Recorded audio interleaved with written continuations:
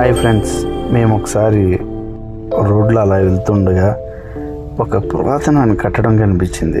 ఏదైనా కట్టడం కనిపించింది అంటే అది పైకి ఉంటుంది. తీరా చూస్తే ఇది ఏంటంటే భూమిలోకి ఉంది. అది ఏంటి, ఎందుకు ఇలా ఉంది అని చుట్టుపక్కల అడగడానికి ట్రై చేసాము. ఎవరో మాకు తెలియదు అన్నారు.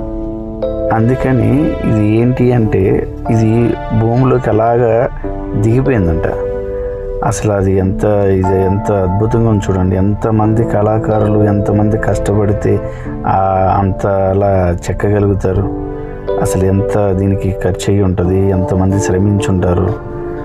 అది నిజంగా అది అలా పాడైపోవడం అసలు చూస్తే చాలా బాధాకరంగా అనిపించింది. దీని గురించి ప్రతి ఒక్కరు నాకు చుట్టుపక్కల ఉన్న అడిగితే ప్రస్తుతం ఇప్పుడు